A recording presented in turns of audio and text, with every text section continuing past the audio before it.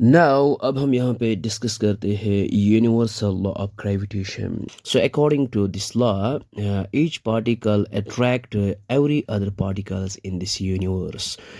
Okay, so it means that every mass attracts every other mass, and force increases with mass, force decreases with distance. तो सबसे पहले हम यहाँ पे इसका जो स्टेटमेंट है वो यहाँ पे लिखते हैं. ये मैंने यहाँ पे इसका स्टेटमेंट लिखा है. According to this law each particle attracts every other particles in this universe. The force of attraction between them is directly proportional to the product of their masses and inversely proportional to the square of the distance between them. इसका मतलब ये है कि इस universe में जितने भी particles है वो अट्रैक्ट करते हैं ईच अदर, और इनके दरमियान जो फोर्स ऑफ अट्रैक्शन है वो है directly proportion to the product of their masses. Means every mass attracts every other mass. Okay, so force increases with मास.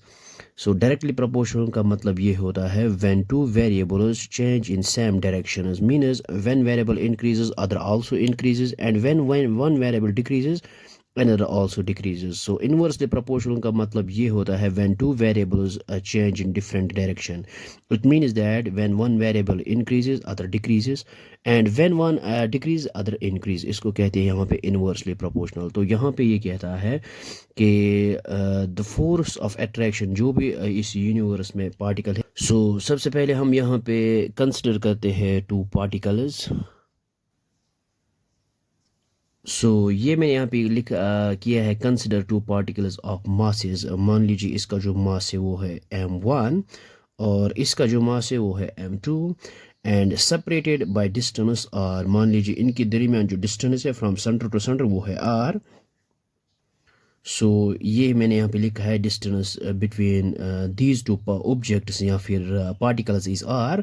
और यहाँ पे लिखेंगे हम फोर्स ऑफ 1 ड्यू टू 2 और यहाँ पे फोर्स ऑफ 2 ड्यू टू 1.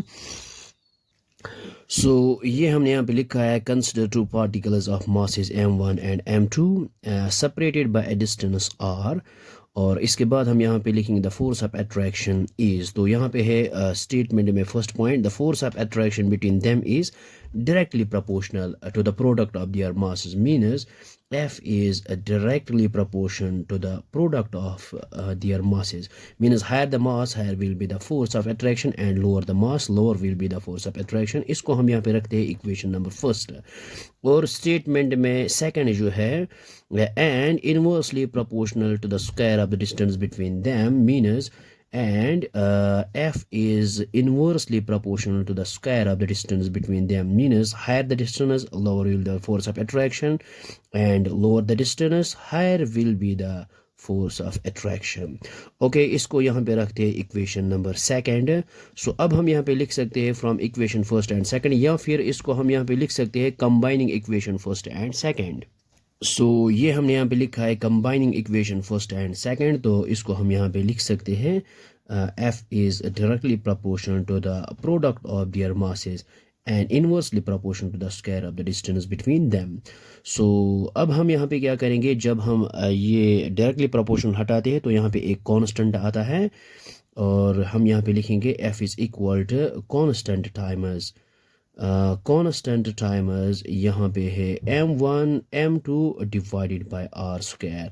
और यहाँ पे ये जो कांस्टेंट है इसको हम यहाँ पे रिप्रेजेंट करते हैं g. g is the universal gravitational constant, और m1 m2 divided bye r square. This is the required equation of this statement.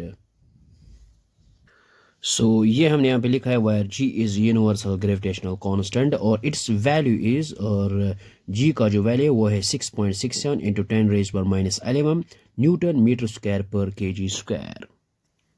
ये हमने यहाँ पे लिखा है इट्स वैल्यू है 6.67 into 10⁻⁻11 newton metre square per kg square, या फिर g is equal to this.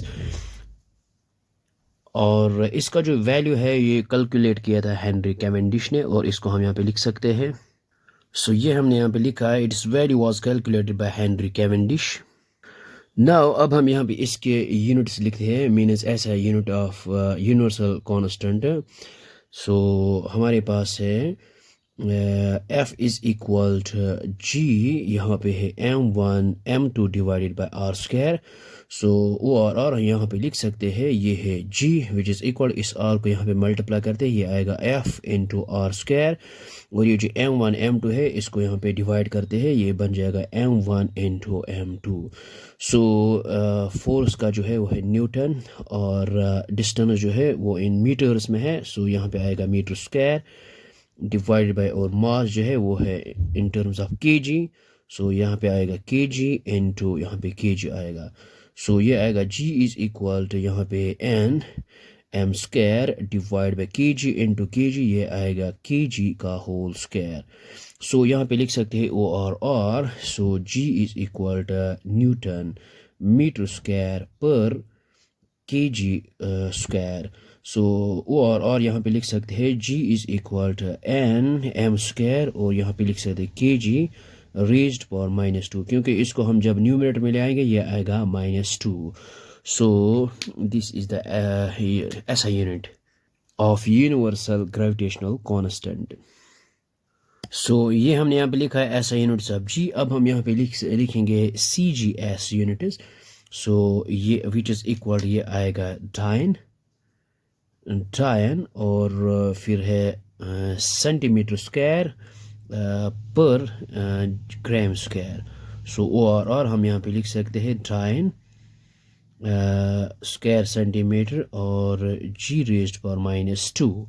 सो ये है, और it is a scalar quantity, और आप ये याद रखना चाहिए, the value of g is same throughout this universe.